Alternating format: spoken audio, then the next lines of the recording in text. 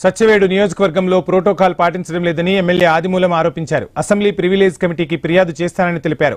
తనకు నియోజకవర్గంలో తగిన గౌరవం దక్కడం లేదన్నారు. రాజ్యాంగాన్ని అబాసుపాలు చేస్తున్నారని మండిపడ్డారు. అధికారులపై కలెక్టర్, స్పీకర్కు ఫిర్యాదు చేశానని ఆదిమూలం చెప్పుకొచ్చారు. సంబంధించి ప్రివిలేజ్ కమిటీ కూడా ఇచ్చాను. ఇదిగోండి, ఇది ప్రివిలేజ్ కమిటీ. ప్రోటోకాల్ పాటించలేదనేసి ఒక పార్టీ ప్రోగ్రాం రంగారెడ్డి మనిషిని పేరు కూడా చెప్పకూడదు, పార్టీ ప్రోగ్రాం ఇస్తే అతను పెత్తనం చేసి కాన్స్టిట్యూన్స్ అంత పెత్తందారి వ్యవస్థ ఉండకూడదని నేను వచ్చా. పెత్తందారి వ్యవస్థ మళ్ళా చేస్తే ఒక శాసనసభ్యుడికి నీకేముందండి? బియ్యం ఇచ్చేదనిపోతాడు, పెన్షన్ ఇచ్చేదనిపోతాడు. ఇంకోటి ఎవరిచ్చారు మీకు?